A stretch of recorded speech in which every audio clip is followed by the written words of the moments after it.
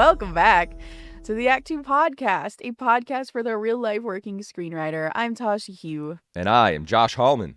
And as a reminder, we are Act 2, a network and support group for the everyday working screenwriter. This podcast is just one of the things we do. Thank you for joining us here. Please remember to subscribe to the podcast, rate us, write a comment. I know that you're listening, and so by the time you get to the end, you're going to forget to do it. So if you want, you can pause it. We'll wait, and then you can rate and write a comment.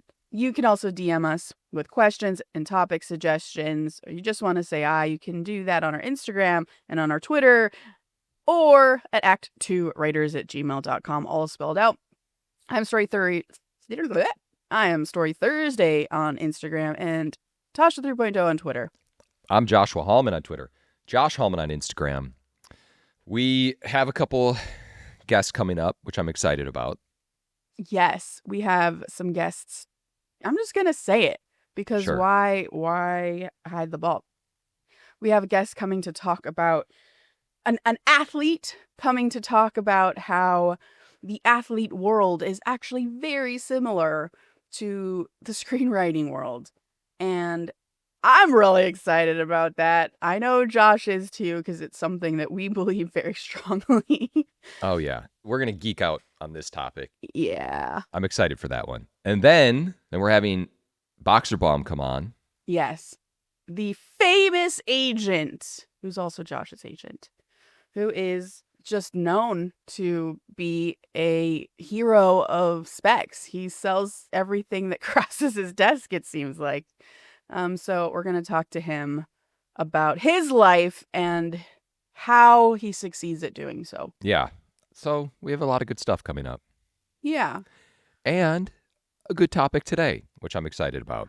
I'm excited about this topic too, Joshua, but I have so many things to talk to you about that I've been holding in. Mm-hmm. So I think we should just do a This Week in Writing about it. Let's go.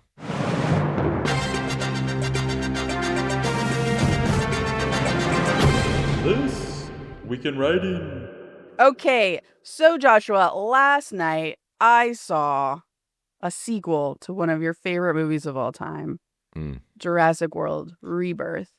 Do you mean the 7th installment of a franchise? Yeah, I guess so. I guess I do mean that. I have thoughts, one of which is I ate way too much popcorn during that movie and I felt sick. The second one is Paul's rating of the movie. Can you just guess? Can you try and guess what it was? This is actually tricky. Oh man, I don't want to. This is hard. I think he had a high rating. Okay. Did he?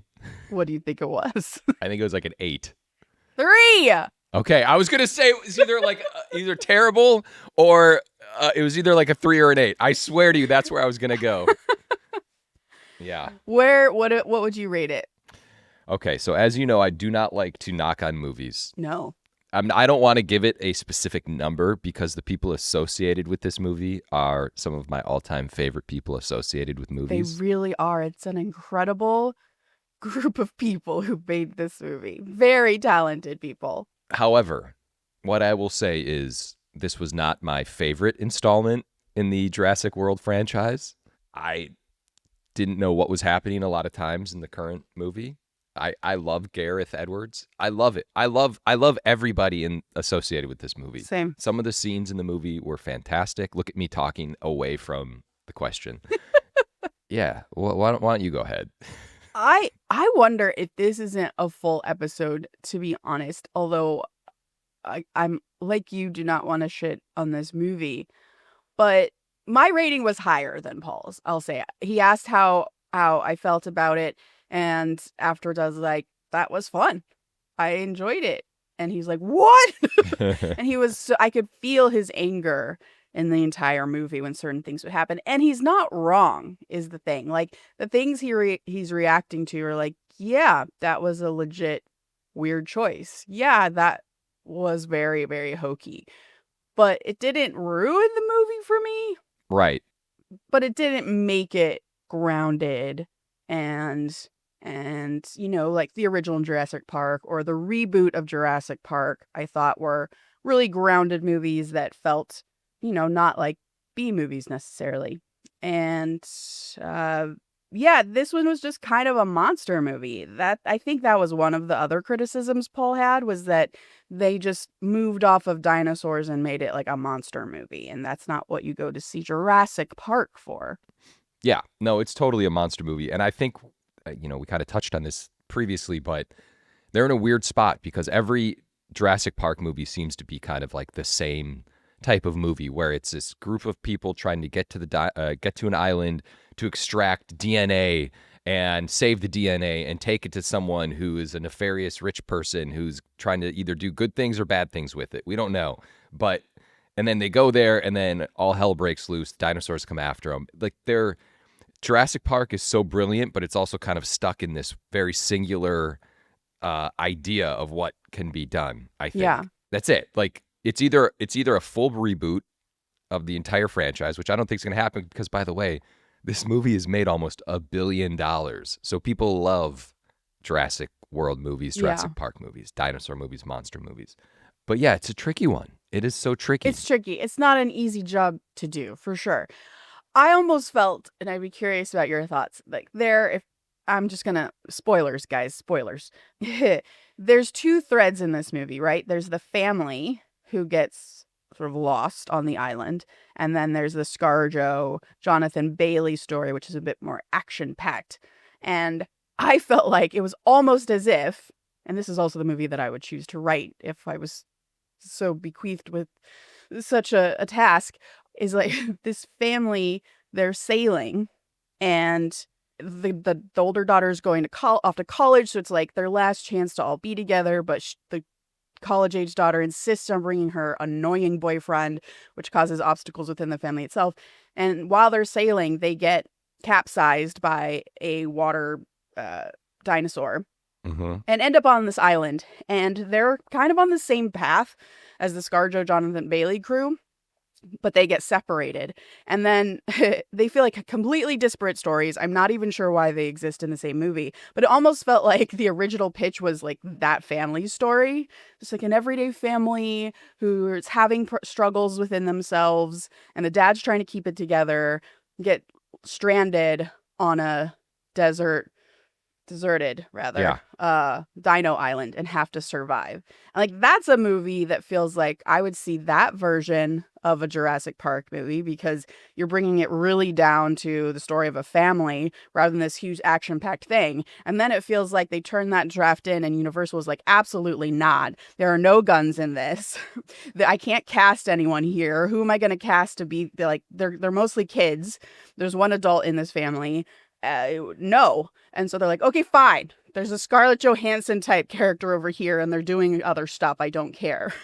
Because the family felt like the most built out. It was the most interesting to watch. And the other stuff was just kind of like popcorn stuff tossed on top. Wow. You know what's really interesting about this is I did not care about that family really? At all. Yeah. Either did Paul. He found them very annoying. I think there was like the boyfriend character and stuff like that. I was like, wait a minute, hold on. So we live in this world where everyone knows dinosaurs exist, and this dad is taking his family on this small boat across the ocean at like minute 35 in this movie. I agree with you completely. It felt like it was like such a deviation. I thought they were going to die. It was such a weird left turn in the movie. I was invested in ScarJo and Jonathan Bailey and everybody, and then all of a sudden it goes to this family, whatever, and this family's going across the water. But this is what I'm going all over the place. But I think what the problem is now we live in a world where everyone knows dinosaurs exist, and they've even acknowledged, oh, those things are never seen in these parts of the waters, this and this. That's just a reckless dad. I mean, that's a very reckless move to take such a small boat. I mean, they try to explain it off because someone says you're a reckless dad. Yeah. And he says, look, at any one point, there's like 50 some boats in these waters. And we just happen to be the one that got capsized. But where? There were no other boats. It was just one. He was the only one. There's a lot of ADR in this movie. You could tell that they tried to like give some direction to certain parts. But I don't know. TBD, I guess. Yeah. Because I enjoyed it. The last thing I'll say is what I think is working and what could possibly work in the Jurassic Park world is what they did with the animated series on Netflix, where it is just a different group of people on the different side of the island while Yeah, the that's events are cool. happening. That's a great show. Okay, one more thing I'll say. I think objectively the set pieces in the movie are actually really, really cool. Fantastic. They just like weren't executed properly somehow, which is weird because you have Gareth Edwards, you have David Kep, and the editor of like all the Hobbit movies is like it's a great team. But there's something like that scene towards the end where like the generator comes on and like the town kind of comes to life is so it's such horror fuel.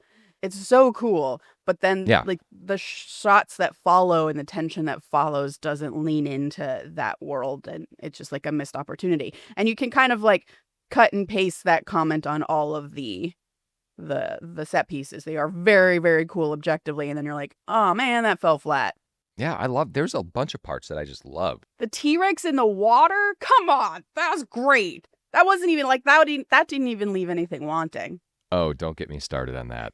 You hated it? No, I didn't hate it. That was from the book. That was the big piece that was supposed to be in the Jurassic Park movie, that the original that Spielberg and Kep wanted to do. That was the the raft scene that was a famous part in the book. No way. Yes. Did I have notes on the girl sneaking across the water while a sneaking T-Rex was there and inflating a very big raft? I don't even want to talk about that. Paul was so angry during that scene.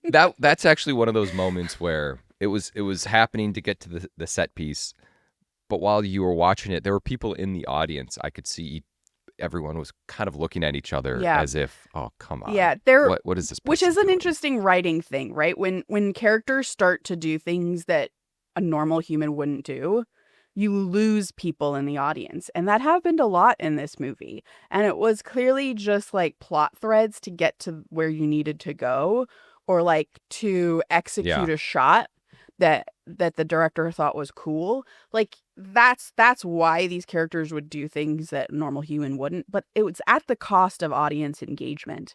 So always really interesting to think about as a writer. You look like you have one last thing. $1 billion. There's one last made a lot of money though, so no one cares. No one cares. They're gonna make another one. Okay, my next one is another movie that I saw that you had just seen as well. Yeah. Happy Gilmore 2. Josh, were you a Happy Gilmore 1 fan? Of course. What Of kind of question course. is that? Yeah. I know. Yeah, of course. I watched this movie. I owned this movie. I watched it so many times, which is, if you know me, kind of out of character. Yeah, it is actually. Yeah. And at the end of this movie, Paul was like, well, then obviously you'll want to see Naked Gun, right? And I was like, no, absolutely not. He's like, but it's the same. I was like, don't you go wash your mouth out with soap. Yeah, I agree. So what'd you feel? I mean, it's silly. I loved it for what it was. I guess, it was one of those things where once you kind of accept what you're viewing, and what's interesting about it is it had some very heartfelt moments in Happy Gilmore 2. Okay, I'm gonna admit something. You cried? That I didn't admit to Paul when he asked me. He turned to me at the end and he's like, "Are you crying?" And I said, "No." I was crying, babe. Wow. When it cuts to his kids, like when they're kids, family shit always gets me. Yeah, same. And then this is obviously some Happy Gilmore 2 spoilers. He was in the when he was crying for his wife in the bathroom on Mother's Day. He had an alcohol dependency. They had some very, steady moments of reflective Sandler, and it was really strange. But then it was surrounded by Happy Gilmore 2, which I loved. I was laughing the entire time. Once I accepted the absurdity, it was a little bit more absurd than the first one. Yeah. I thought so as well. Yeah. And some of the absurdities lost me, but some were just so spot on to the tone of Gilmore 1. Yeah. Incredible. And the cameos, amazing. It's all amazing. So I liked it. I have no notes. No notes. All right. Yeah. That's it. I have one more this week in writing. Do you have another one? Because I've been talking. I didn't. I was gonna roll with this. Okay. One more is a fan question that I feel like will be a whole topic, but it also felt like an emergency for her, so I wanted to bring it Oh. up, which was a listener was asking, she DM'd us on Instagram, I believe, asking if we had any tips on how to brainstorm plot points, especially when you're stuck. And she feels very stuck right now. And specifically, she's stuck because she's adapting a podcast script that she wrote into a TV series. So that's a whole other topic we'll get into another time, because she was asking about like how do you swap formats basically. Mm. But just a real quick tip on how to brainstorm plot points when you're stuck. Now, this isn't a catch-all for everything, but it might dislodge something for you, which is get your giant piece of paper, which Tasha loves, and make a column or make a few columns. One column would be what my character wants. Another column would be what my character needs, which should be different. And then another column that's your character's greatest fears. And just brainstorm the shit out of it. Just separate yourself from the script. Don't think about the script. Just think about your character and just write things. And some of the things might be wrong, and that's okay. Just like go with your gut. Just like free form it. And at the end, I pretty much guarantee you're going to feel like you have more of a handle on the character and can maybe make new choices, especially with this character's greatest fear thing. Because something that I need to remember for myself as well is that in Act 2, your character pretty much needs to come up against obstacles that are their biggest fear and somehow find a way to get over that. And so writing that in a column will be really helpful because it could create set pieces for you. It could create moments for you that weren't otherwise there. Those fears rooted in emotion. Rooted in emotion. Yes, absolutely. Like my character is absolutely terrified to be alone because they've been abandoned their whole life. So what if their best friend, because it's a buddy cop movie or whatever, is separated from them or dies? That's their greatest fear. Oh shit. Now you can write to that moment because now you know you need to get rid of a character in order to get them to the place you want them to emotionally. Last idea here is to make another column, which is just cool shit that could happen to your character or in this world in general. And again, freeform that. Don't feel like you need to keep it exactly what would be in this movie. It could be wild. It just brainstorm the hell out of this column. Cool shit that could happen, because we have to remember we are writing movies and TV, and cool shit has to happen. And that could also help you be like, oh man, there's this really cool moment. I could also justify it with emotion this way. Let me write to it. So try that, see if it helps. That's my This Week's in Writing. I love it all. Okay, this week is an Are You Excited episode because August is here. Yeah. But I also just went to San Diego Comic-Con, and Josh and I felt like it would be important to talk about what San Diego Comic-Con is like for writers. Yeah.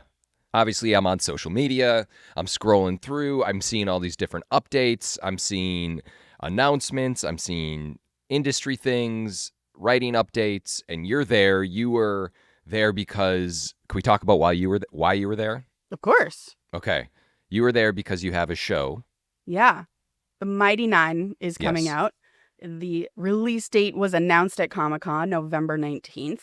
Let's go. And yeah, Critical Role had a panel, and we showed some clips, the first ever clips of the show, and artwork, and also some cast announcements, which are pretty fucking cool. We have like every Disney princess in our show. Disney princess? Yeah. We have Tiana. We have Moana. We have Mulan in our show. Wait, like as Disney princesses? No. Oh. Not the toad of the show. We have Jonathan Frakes, who is in Star Trek #1. Tim McGraw, which is one of my personal favorites. Oh my God. It's cool. It's very cool. I could see you, like Tim McGraw. Can you give us a overview of what Comic-Con is for someone like yourself who enjoys Comic-Con, but also is there for business-related purposes? Yes, absolutely. So I've been going to Comic-Con since 2010, and that was when I worked at Universal, and my boss would go for work, so I would go to support her, which usually meant I had to wait in line at Hall H, which if you know people, like notoriously camp out overnight in order to get into Hall H, because it's where traditionally like all the Marvel announcements would happen, just like big shit would happen, and all the actors, the biggest A-list actors, go to Hall H panels. And it's really just a publicity thing at that point, Hall H. So that would be my job. And then in my spare time, I'd go to panels. And I would also go with my best friend, Katie. She would accompany me to all the writing panels, which at the time, of course, I was not a professional writer. I was an assistant.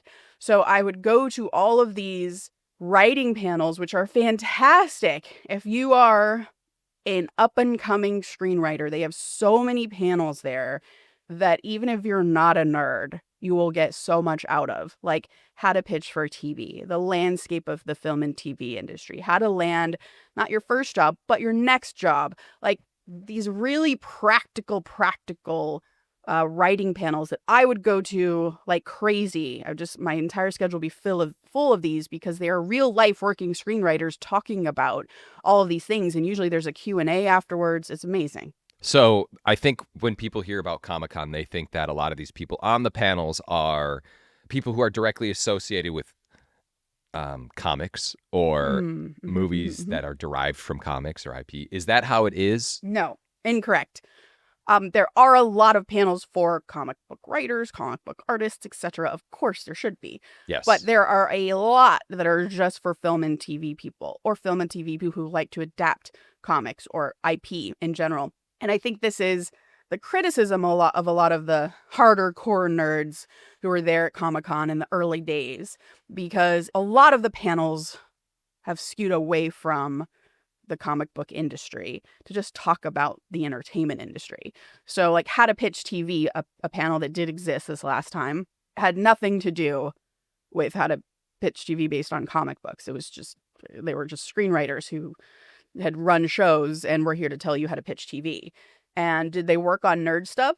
Yeah, but they also worked on other stuff. Nerd stuff wasn't the requirement to be in this nerd panel. Who's going to these panels? People like me, people like early Tasha before I got a real job, which was people who want to be screenwriters but need more advice, want to hear more professional writers talk about how to do it because they're not quite there yet. And then there's a whole other section. If you are already a working screenwriter, I always text Josh these panels. I'm like, you need to be here so we could go to this. And, for professional writers, there's things like the psychology of supervillains versus superheroes. There's spycraft. So they actually had real life spies from the CIA there talking about spycraft and how to work it into your movie or TV show, book, whatever the case is, just specifically for writers. They also have really interesting ones that, you don't get those anyways, but like really sort of niche ones, like how to tell culturally relevant indigenous stories. Like now is a chance to meet other creatives who are indigenous that you can like really ask them questions and delve into the things that they care about and gain an awareness that you didn't have before coming in. So I can't recommend Comic-Con enough for writers. It's so good. And the downside, especially of being a writer, is that we don't really like being around people that much. And that gives me anxiety. I kind of had a little bit of an anxiety attack at one point when I was just like crammed into a hall. But ultimately, it's worth it. I'm okay in crowds, talking to people.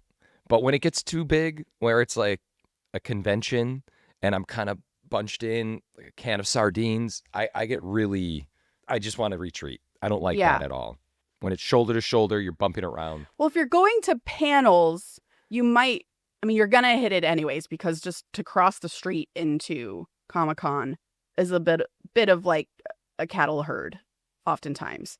But once you get in and you're like, okay, I'm free of this crowd, and then you're going to panels, you're kind of okay. There's a lot of lines to get into the panels. We decided we're upping our level at Comic-Con. We bought these chairs that like fold up to really narrow things you can stuff in your backpack, and then like they expand to these little like seats, because sometimes you have to get in line like an hour ahead of time in order to get into certain panels. Can you bypass the line? So for a hot second, I met up with my agent, Mm-hmm. and I was like, yeah, I want to go to this thing, but I don't want to wait in line. He's like, oh, you don't have to wait in line. Just Yeah. come with me. That's the pass that I'm going there with. That's yeah, I don't know.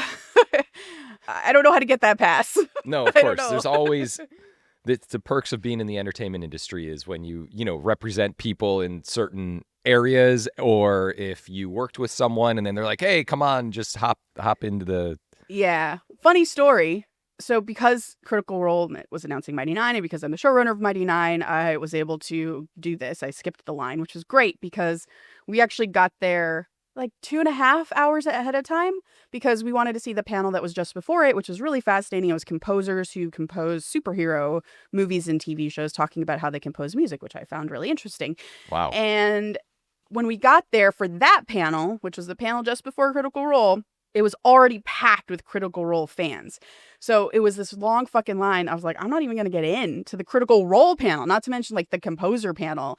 And then I realized, oh, I didn't need to wait in this line because this is my show. And I was able to like get past them. But then Did you call someone? Amazon actually gave me like a special wristband where I could like bypass things for that day specifically. And the Red Sonja panel was also going on that day, but I had thrown my wristband away. Oh, And Paul and Katie, who I was there with, Katie is my good friend, we went to the green room, led by the producer of Red Sonja, into the green room where all the actors kind of like hang out before the panel. And the like bouncer at the door was like, you can go in, you can go in. Oh, you can't go in. And the producer was like, well, she wrote the movie, so yeah, she can go in. And the guy was like, she doesn't have a wristband, man. She can't go in. I don't care if she wrote the movie. wow. So they are serious about this. Yeah, It course. doesn't really fucking matter if you're like, hey, but I wrote this thing. So wait, did you get in? I did get in. They were able to like rush some wristbands over to me so I could get in. Why did you throw away your wristband? I didn't think I would need it for the rest of the day. It was midday. You didn't even throw it out at night when you got home?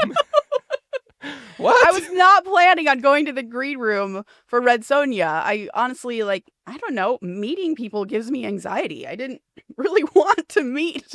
I just wanted to go see the panel. I didn't want to go, like, talk to the producer again and meet the actors. I've never heard. That's like being at Disneyland and you get in and you take your ticket. You're like, I'm done. And you throw it out. And then someone says, hey, we're going to California Adventure. And you say, I don't have my ticket anymore. And you can't park hop anymore. I guess in retrospect. So you just ripped it off? I just ripped it off, left it in the bathroom of the hotel. Don't need this shit. So, okay. But I did meet the actors. Matilda Lutz is lovely. I think she did a great job. And Robert Sheehan is fantastically interesting from Umbrella Academy. All right. So you're at Comic-Con. There's a mixture of entertainment individuals and people just geeking out to see some of their favorite characters. Oh, yeah. And those people are a little bit more frustrated with the entertainment industry because Hollywood is starting to take over Comic-Con. Yes and no. I think, actually, I would add a third tier of people who are there, which is comic book nerds. Because there are just general fans who just love the Hollywood shit. That's why the panels in Hall H have blown up. It's why there are so many fucking people there. They just love fan panels, and a lot of the panels are just fan panels. Like, the cast of Firefly is here, and we're just gonna, like, geek out over our love for Firefly for an hour. Yeah. I don't particularly go to those panels because as much of a fan as I am, I don't care. I want to learn something. So I go to the panels where I learn something. So there's like the industry professionals who go to panels like to meet people or to learn something new. There's the middle grade people who are there because they're just fans of shit and they love to go to panels where they can express their fandom, be with other fans, see the actors and the thing that they're fans of, or see the writers of the things they're fans of. And then there's the third category of like really hardcore nerds who've been there since the 90s who just want to be there for comic books and comic booky things. I could see how people are purists about Comic-Con. Yeah. Kind of hold their nose up against the new people who are coming in. I think so. A little snooty. I get it. I have one last question. Yeah. Is it hard for the general writer who, let's say, person lives in LA, they've heard about Comic-Con, they're listening to this, they say, oh my God, I want to go to a panel.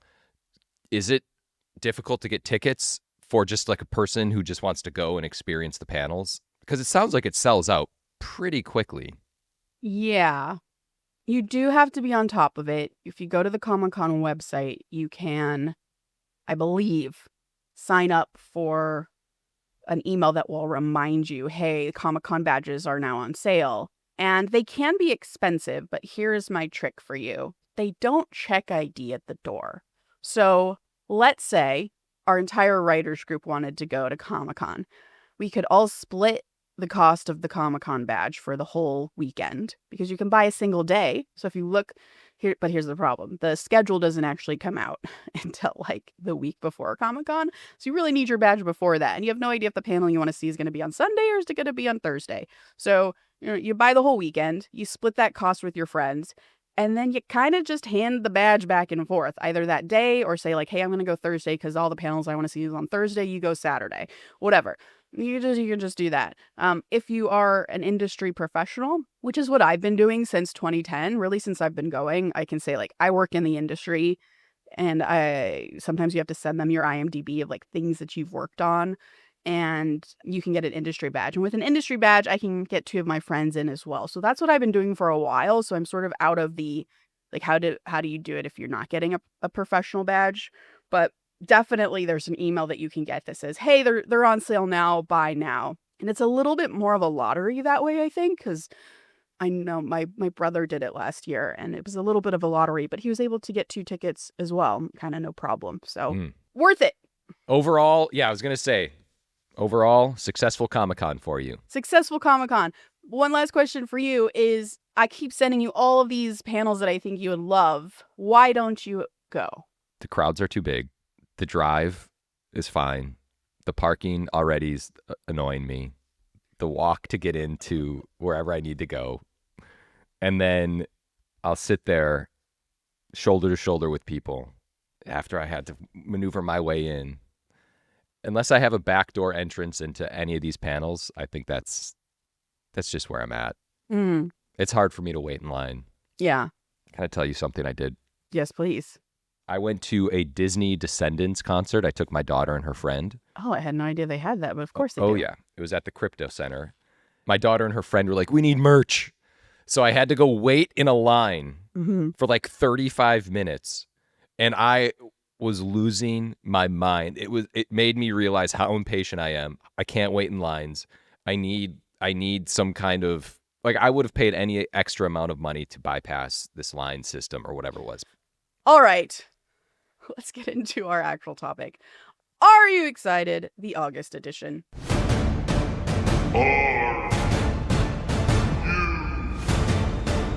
you excited?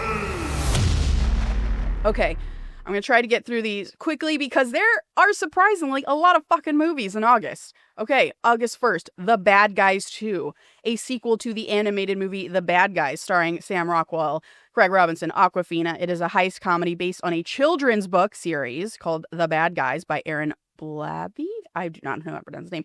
Produced by DreamWorks Animation, written by Yoni Brenner and Ethan Cohen, who is a writer on Tropic Thunder and Idiocracy. Yoni Brenner wrote Rio 2, Couple of Ice Ages. Fun fact for you, Josh. Apparently, the directors are already planning a 3rd film. Yeah. Are you excited about The Bad Guys 2? Very much so. Came out this past weekend. We're recording right before the weekend, but I will probably have seen it by the time that this comes out. I'm very excited. I actually really liked the first one, which I thought was an underrated animated film. And because I am a father with a child, I will be seeing it. Okay. I remember you really recommended the first one, and I still haven't seen it. Oh, I didn't think you liked it. No, I haven't seen it. Oh, it's like a oceansy kind of, well, yeah, you should see it. Okay. All right. Another movie coming out is on August 1st is The Naked Gun, written by Dan Greger and Doug Mann, directed and co-written by Akiva Schaffer, starring Liam Neeson and Pamela Anderson. This is, of course, a sequel to the Naked Gun series from the 80s and 90s. There's all kind of fun facts about this, but I'm only going to do one. In 2013, Ed Helms was attached to star in this movie. Are you excited? Yes. I'm curious to see what will happen with it. I'm not sure when I will have seen The Naked Gun, but I love Akiva, and it looks really funny, all things considered. I hate these movies. I hate them with You do? a passion that is quite hot. Wow. And I don't know. I told Paul if he wants to, like throw down his husband card, I'll go with him, but not my bag. Paul, throw it down because I want to see what you think about this movie after seeing it in a theater. Me personally? Mm-hmm. Okay. All right. August 8th. My Mother's Wedding. This is a dramatic comedy from 2023, actually, where it premiered at the Toronto Film Festival. It's only now being released. It's directed by Kristen Scott Thomas, co-written with John Micklethwait. I cannot pronounce his last name. He is a British journalist and is the editor-in-chief of Bloomberg News. So how the hell is he co-writing a movie with Kristen Scott Thomas, the actress? Well, he's married to her, Joshua. Oh. The movie stars. Can you even guess who's in this movie? I'm going to tell you. Scarlett Johansson, Sienna Miller, Kristen Scott Thomas, Frida Pinto. I mean, this is like a star-studded cast. This movie is about 3 sisters who return to their family home to attend the wedding of their mother, Diana. Are you excited about this movie? I didn't know about it really until Me just neither. now, so I guess I am now. Me neither. And there are a couple movies on this August list that had been released years ago at a film festival, purchased for distribution, and only now released, which is fascinating to me. Actually, Red Sonja is one of them. Okay. Weapons is coming out on August 8th. It's a new horror movie written, produced, and directed by Zach Kreger, who directed Barbarian. Stars Josh Brolin, Julia Garner, and Benedict Wong. The premise is very cool. It's that one night, all but one child from Justine Gandy's classroom mysteriously ran off into the night, and the teacher, Justine, now has to figure out what happened to the kids. Fun fact for this one is that after Barbarian was this huge smash horror hit, Zach was like, I guess I'll write a new spec. Mm-hmm. And it was inspired by Paul Thomas Anderson somehow. And it went to market on January 22nd, 2023. So the movie came out in 2022. Barbarian. Yep. So he was like, oh, fuck, I need another movie. And then by January 22nd, 2023, he had this one. And because of the success of Barbarian, there was this massive bidding war that even my husband was aware of. And he's usually not aware of these kinds of industry things at this level. New Line ended up winning the rights to it after a 24-hour bidding war, because they offered a whopping $38 million to cover all costs of the movie. That included production, it included salaries for the actors. And that meant Zach Kreger was receiving $10 million to write, direct, and produce, and he got final cut privilege, plus a guaranteed theatrical release. Amazing. That's big for a second movie. Are you excited? Yes, I'm very excited. However, I don't know if I'm going to see the movie. Because you don't see horror movies? There's something with horror movies lately that I've been for the last couple years, this might have been almost stemming from COVID. I have no idea. I just need movies that kind of entertain me. The horror movies are great. I actually loved Barbarian. I saw it. I didn't see it in the theater, but I loved Barbarian. This whole thing was fascinating. I remember when this sold. I remember everything about it. I'm very excited, but also I'm like, this might not be for me right now. Okay. That's fair. That's Yeah. super fair. I'm excited. I loved Barbarian. I will see this in theaters. Next one up for the August 8th week is Freakier Friday, the sequel to Freaky Friday, written by Jordan Weiss, who created the Hulu series Dollface with Kat Dennings, and directed by Nisha Ganatra, starring, of course, Lindsay Lohan and Jamie Lee Curtis. Fun fact, this franchise is based on a 1972 novel by Mary Rogers. Disney has adapted this book several times, including 1976, 1995, 2003, 2018, and of course, 2025. I have a funner fact, just to do it. Mary Rogers also wrote a sequel to her own book called Summer Switch, about the Lindsay Lohan's character's little brother and their father, who body swap, because that's the theme of her stuff. And now the boy has to go to Hollywood to be an agent, and the dad has to go to summer camp. And I want to see that movie immediately. Oh, I like that. That's Yeah, very it's fun. cool. Are you excited about Freakier Friday, Josh? I'm in for the Lohanaissance, so yes, I am excited. I guess I have to give a shout out to Jay-Z's, well, to Elise. Just wrote an earlier draft, I think. And Jay-Z's wife. Yep. I loved Freaky Friday. I'm in.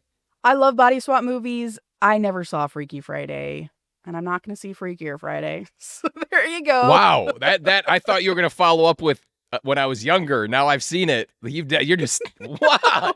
What? You've never seen Freaky Friday? No. That's crazy. Okay, moving on. We'll unpack that some later day. August 15th. This is a great week for movies. Nobody 2 comes out, written by Derek Kolstad, who of course wrote the first one, wrote John Wick, and also Aaron Rabin, directed by Timo Jahanto, whose name I definitely mispronounced. Starring, of course, Bob Odenkirk and Connie Nielsen. Josh, are you excited? Yes. Yeah. I'm excited. I'm a little skeptical. Same. But yes, I will be seeing Nobody 2 because if like you didn't see Nobody 2 and I didn't see Nobody 2, there's a problem. Oh, then that's a problem. Yeah, the biggest fans of Nobody don't see Nobody 2. Okay, there's a few in here that might surprise you. Americana, written and directed by Tony Tost, starring Sydney Sweeney, Halsey, and Paul Walter Hauser. Fun fact, this premiered in South by Southwest in 2023. The premise is that numerous people find their lives intertwined in a death match while fighting over an expensive ghost shirt. Josh, are you excited? No. No, me neither. Me neither. We'll see, though. We'll see if people go to see Sydney Sweeney anyways, because she's great. Okay, Josh. Next up in the August 15th. Yeah, I was going to say, that sounds familiar, but yeah, August 15th. It's Red Sonja. Let's go. Written by Tasha Huo. Yes. Directed by MJ Bassett, starring Matilda Lutz and Robert Sheehan. According to Wikipedia, the plot is enslaved by an evil tyrant who wishes to destroy her people. Barbarian huntress Red Sonja must unite a group of unlikely warriors to face off against Dragon and his deadly bride, Dark Anicia. Are you excited? This is the most excited I've ever been for a movie. This is it. Move over Avatar, move over Jurassic World Rebirth, move over Bad Guys 2. This is it. Red Sonja. I'm excited for you. Yeah, we should have just led with this for Are You Excited? What are we even doing? Oh, God. That will be a stressful week for Tasha. Nah. Okay. August 21st. Another winner, Josh. Primitive War. Written by Ethan Pettis, who also wrote the 2017 novel of the same name. Directed and co-written by Luke Spark. Stars Trisha Helfer and Jeremy Piven. And the premise, get this, during the Vietnam War in 1968, a recon unit known as Vulture Squad is sent into an isolated jungle to rescue a missing Green Beret platoon, but they soon discover that dinosaurs inhabit the jungle. Yeah, suddenly I'm excited. I am not excited, but I love Trisha Helfer, and so we'll see. Yeah. August 22nd, week... Eden, written by Noah Pink, who wrote the Tetris movie, directed by Ron Howard. This is a survival thriller starring Jude Law, Ana de Armas, Vanessa Kirby, Sydney Sweeney again, and Daniel Bruhl. Premiered at the Toronto Film Festival last year in 2024. Fun fact on this movie, Daisy Edgar Jones, who originally was attached to star and is famously our favorite heroine from Twisters, had to drop out of the movie when, because of the SAG strikes, the Twisters filming schedule got so pushed that she had to honor her commitment to that movie. So I think she was replaced by, Sydney Sweeney? I'm not sure. Maybe Ana de Armas. Not sure. Are you excited? I'm intrigued. The trailer is very interesting. Yeah. It looks kind of like a mindfuck. And I don't feel like Ron Howard does those, so I'm curious. Next one is Honey, Don't. It is a noir dark detective comedy directed by Ethan Coen, who co-wrote it with Trisha Cook, who is a film editor, and also married to Ethan Coen. So a lot of this, again, going on in August. The movie stars Margaret Qualley, Aubrey Plaza, and Chris Evans. And the premise is that in Bakersfield, California, a female detective, Honey O'Donoghue, investigates a woman's death and gets entangled with a religious cult. Fun fact on this one, it is the second installment of what Ethan Coen and Trisha Cook are calling a, quote, lesbian B-movie trilogy. The first one being 2024's Drive Away Dolls. Are you excited? I'm intrigued. I love this trailer. It looks Yeah, I really, do too. really fun. So I hope it does well. I have some female dark detective movies not under my belt. That's the incorrect phrase. On my desktop, I'm just going to say. And so I hope it does well because then people will want them more. All right, week of August 29th, we're almost done.